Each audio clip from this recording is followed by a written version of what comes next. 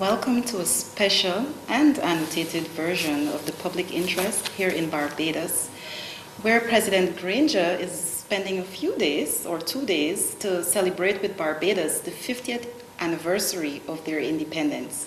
I'm Lloyda Garrett, and as usual, the public interest is a program where the president sits down to discuss with journalists topical issues. But on this program, President Granger, who is here today, will be speaking with Ms. Gercine, who is a reporter from The Nation News here in Barbados. Welcome to the program. Thank you.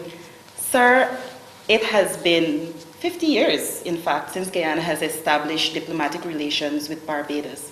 Can you describe how those relations have developed over the years and why it remains important today? Well, perhaps I can start by saying that today is not important at all because it doesn't mark the start of anything. It marked the continuation of a relationship between Barbados and Guyana, which started in the 19th century, went through the 20th century, and still flourishes in the 21st century. Many Barbadians emigrated to Guyana in the 19th century and settled. Some went into gold, some went into the services like the police force.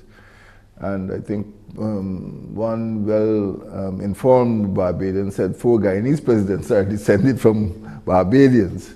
And this continued through the 20th century, and as you pointed out, on the 30th of November, Guyana established diplomatic relations with Barbados. That is on the very day of independence. And people may not know that Guyana and Barbados actually established a joint high commission in London. It's the first time, I think, 2 Caribbean states established a joint high commission. And that symbolized the friendship between the 2 countries. And today we see that friendship still flourishing. And I would say Barbados and Guyana are blood brothers. So I'm very happy to be here to join Barbados in the celebration of this independence anniversary. And the Prime Minister of Barbados was in Georgetown to join Guyanese in the celebration of our 50th anniversary in May.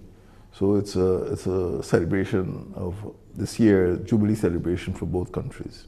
And how do you believe that the brotherhood or friendship has benefited both countries?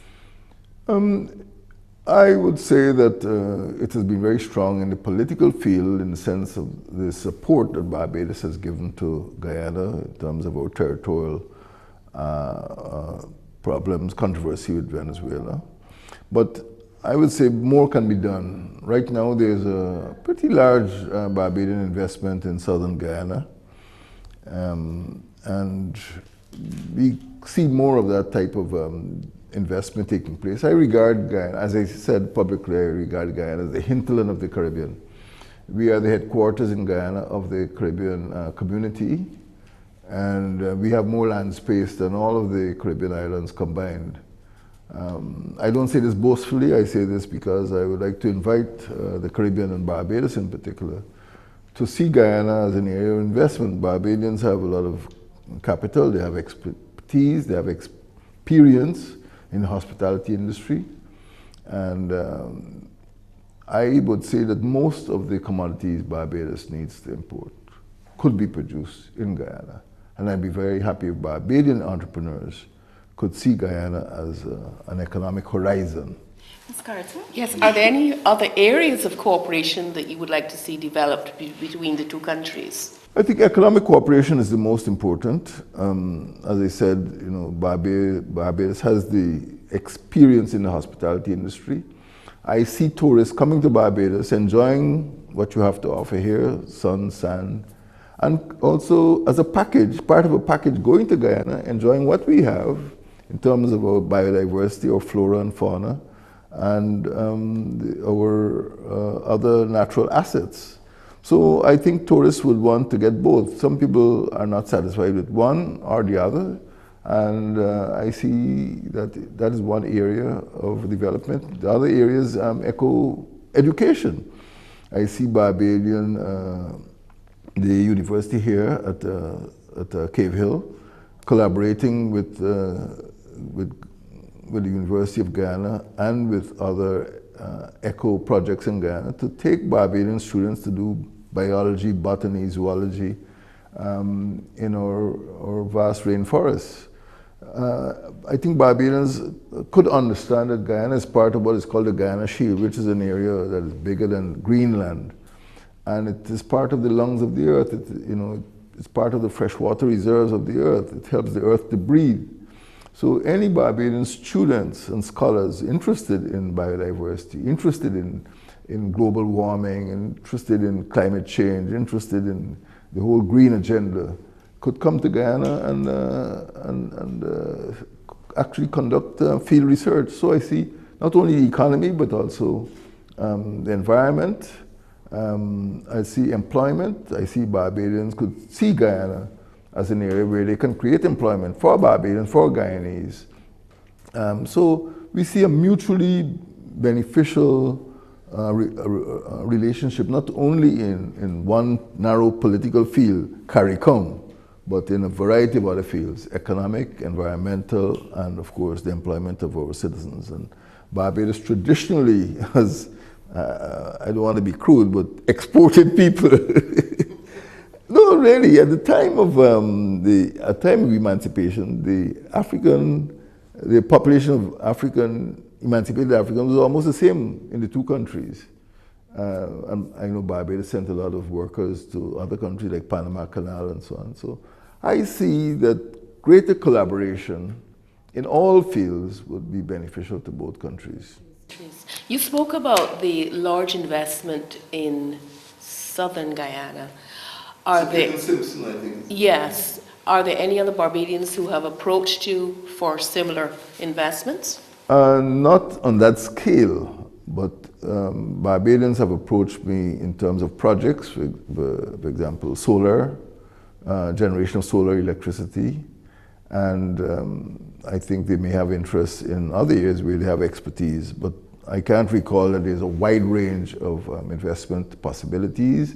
We certainly still have a sugar industry. They may want to come in to produce ethanol, and there might be other products. We, of course, are the home of Demerara sugar, and Demerara sugar is one of the most expensive sugars in the world today. I've seen Demerara sugar being marketed in the United States for $6 a pound.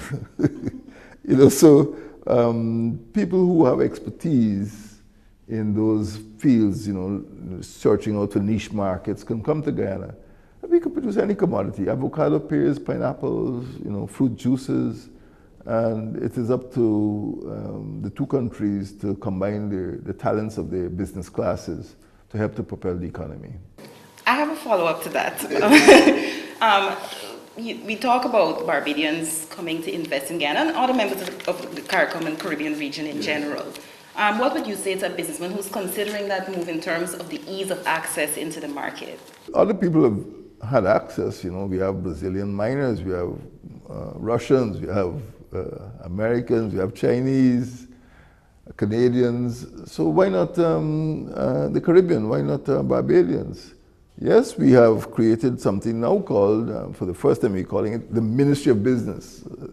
There's no ambiguity about what that ministry is all about, And that ministry is charged with facilitating through an office called Go Invest, the Guyana Office for Investment, facilitating investment in Guyana. So yes, I think it's easier now. And as I would say, the door is open to the Caribbean to invest in Guyana, the biggest Caribbean country.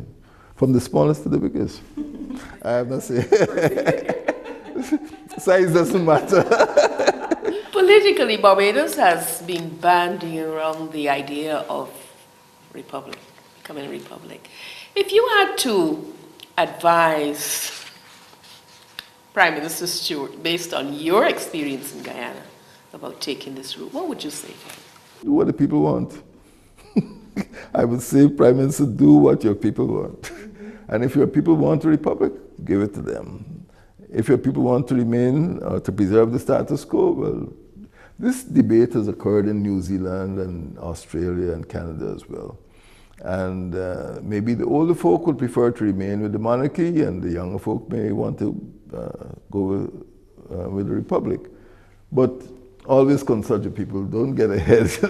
You can lead, You can advise, you can, because quite frankly, I think everybody realizes it's a question of nostalgia. There's nothing called the British Empire, and you have to deal with the old folk. They have some, affection. Right now, I think the Queen's grandson is in the country. He's treated with respect. And the relationship between Barbados and Britain, between the Caribbean and the United Kingdom, is a long-standing relationship.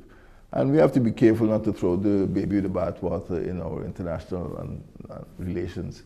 So I wouldn't advise him. I would say, well, whatever your people want, you just comply with their wishes. But Guyana made a decision 4 to 6 years ago in 1970, and we are happy with that decision, and we are not going to change. I was going to ask you what have been the benefits.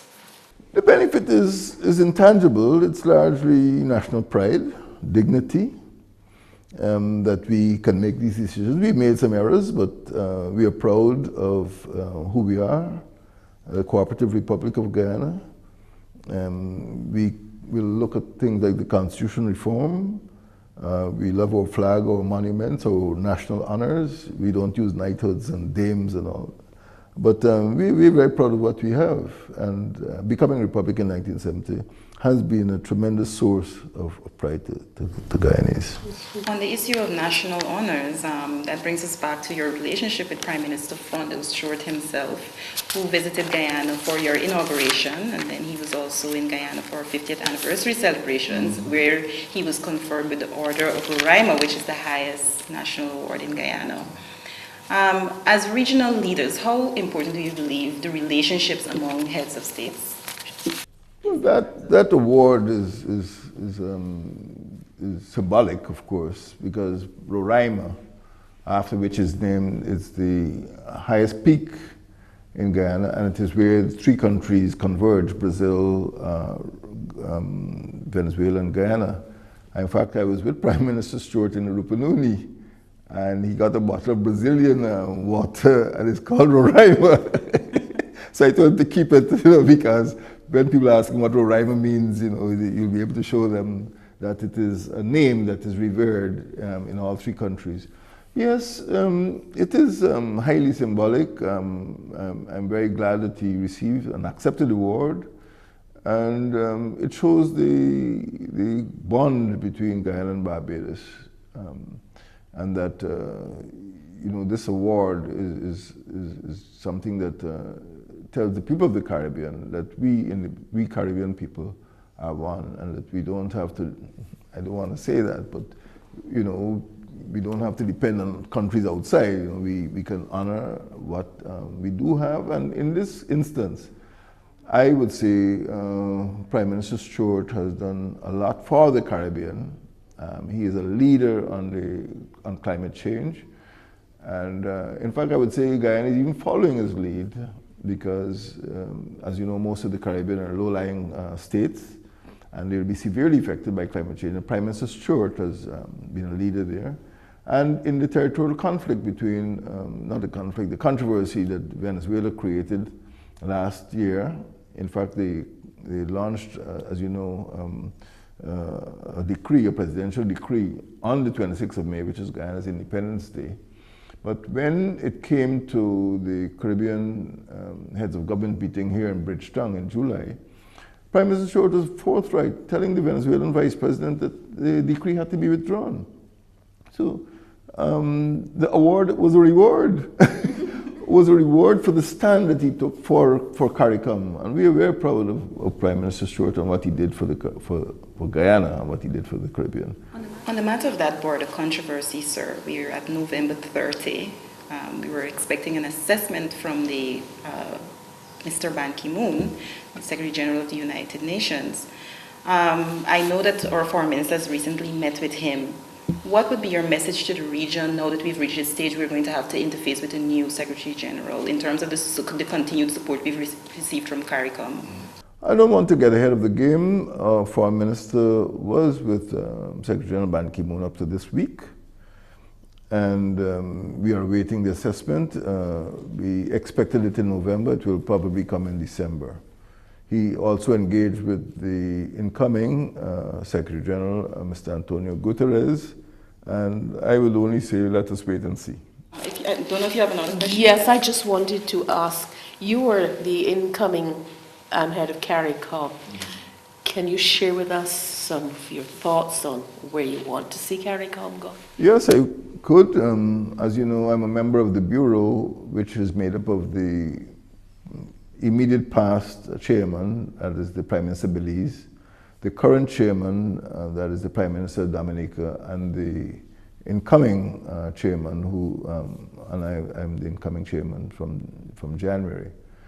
Caricom in 2017 will be 44 years old. I suppose like any man or woman who's 44 years old, you can look back at your youth and you have to look forward to say, well, certainly you're mature, and we have to make some mature judgments. Is Caricom moving as quickly as we wanted to move? Where is it going? And are we serving the residents, the citizens of our region the way they expect to be served? Yes, I would feel that the most important consideration is the economy. We have to be able to deliver a certain quality of life to our citizens, and most of that quality of life will be based largely on bread and butter issues. We need to get the single market and economy moving. We need to be able to use the wealth of the Caribbean, particularly in places like Guyana, Trinidad, Suriname, and all of the other islands, to the benefit of our people. We need to ensure that the education standards and the social obligations of governments are discharged. The Caricom has achieved a tremendous amount over the last 44 years, but I feel that the task in 2017 will be to convert that accumulated knowledge into real benefits for our people. And in that regard, I believe that the CSME and the promise of the single market and economy is what will deliver a higher quality of life to our citizens. We want to see more manufacturing, we want to see more production, we want to see more trade among Caribbean states. And it is in those areas, production, manufacturing, trade, and maybe exploitation of our natural resources, that we have not really, not only kept abreast with the needs of our people, but with the rest of the world. We need to understand that the developed countries in East Asia and Northern Europe are moving at a tremendous pace. And we have to look at means to be competitive, to keep up with those countries. Nobody's going to wait for us. All of the old imperial relations we had, with preferential markets, have completely disappeared. So we need to look at the economy, and that is the direction that I am sure the Caribbean will be taking. Guyana has a particular agenda, what we call the green agenda. We want to move towards becoming a green state. And I am very confident that green agenda will help to develop a green economy, the generation of electricity from sustainable sources, ecotourism, to diversify the tourism product of the Caribbean, education, so that our young people can find employment in this green economy, not just as guides and as waitresses, but themselves becoming botanists, zoologists, scientists, to push forward that green horizon and see the Caribbean as one economic zone. We did it during Cricket World Cup. Yeah. What's your wish for Barbados for the next 50 years? Happy birthday, Barbados. I see Barbados as central to Caribbean unity, and my wish is that Barbados will just keep on keeping on, keep on being Barbados. Barbados has been a bulwark. It's one of the founding fathers. Errol Walton Barrows being one of the founding fathers of the Caribbean community. And I just wish that Barbadian all Barbadians would understand the centrality of Barbados to the Caribbean project. So happy birthday, Barbados. Thank you. And on that happy birthday note, also the Guyana Defense Force is here in Barbados to support the activities here for the, even though there's been some inclement weather, I'm sure that it will still come off. It's a bang. And we also have a Guyanese contractor involved in the construction of the National Monument, which is to be unveiled. Is there a sense of pride when you think about how we're supporting the celebrations here? Brotherly love. I see the presence of Guyanese paratroopers here. Unfortunately, the weather might have affected the fireworks. I really do not see a distinction between the two countries. I see free movement, I see mutual assistance, and I can tell you there is respect, mutual respect. And these are important values in Guyana-Barbados cooperation. Okay, and also as incoming chair for Caricom, one of the areas that you have been very strong on is the talking about regional security and cooperation within the region, as well as working with external partners. What are your thoughts now that you'll be incoming chair in how we advance that agenda? Regional security cooperation has always been very important to Guyana and Barbados and the entire Caribbean. As you know, last month, Guyana and Barbados observed the 40th anniversary of the Cubana terrorist attack in October 1976. This is our 40th year. And it is quite likely that apart from Cuba, only Barbados and Guyana have monuments to commemorate the dead. And it reminds us of the importance of security. And I do not believe that we should ignore that, not only in terms of war fighting, but also in terms of providing emergency relief to our citizens. Guyana did tremendous work in Grenada during Hurricane Ivan. Here we have, this year, Hurricane Matthew in Haiti and Bahamas. And this is one area of, you can call it security cooperation, that demands our cooperation and collaboration. And there's also SIDEMA, and there are other aspects of security. I would like to feel that we can make more progress in future. Without security cooperation, I think that each individual state would be unable to fulfill the obligations adequately. When you consider what happened to Grenada and Hurricane Ivan, no one state could expect to, get out of that type of disaster on its own. Haiti, right now, depends on support. And I would say that we need to have a more intensive program for security cooperation, because it goes into disaster, it goes into other areas. Not only a matter of cooperating with Britain or cooperating with the United States, but among ourselves. And lastly, on a more, unless you have another question, on a more somber note, the longest serving head of state for Cuba, Mr. Fidel Castro, has passed away. Cuba is observing 9 days of mourning. We're not able to be there now, but you are in solidarity with them as based on your previous statements. Is there any thing you want to talk about how the Caribbean has helped to end or to at least shake the blockade that existed with Cuba all those years ago? Well, the Caribbean countries, the same 4 countries which were independent at that time, I spoke to you about those 4 countries. Earl Barrow from Barbados, Forbes Burnham from Guyana, Eric Williams from Trinidad and Tobago, and Michael Manley from Jamaica. In 1972, made a very, at that time, bold and courageous decision to extend diplomatic relations with Cuba. Cuba has been a great friend of the Caribbean, and Dr. Castro led that movement. And as far as I'm concerned, he was a good man for the Caribbean. And we never regretted the action we took.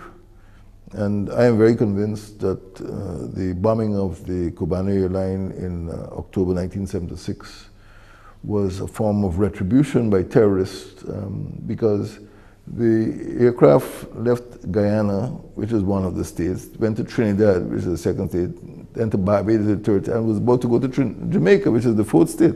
And those are the very four countries which recognize Cuba. So the assistance Dr. Castro extended to Grenada and to Guyana. Up to now, we still have Cuban medical brigades in Guyana, and there have been other forms of cooperation.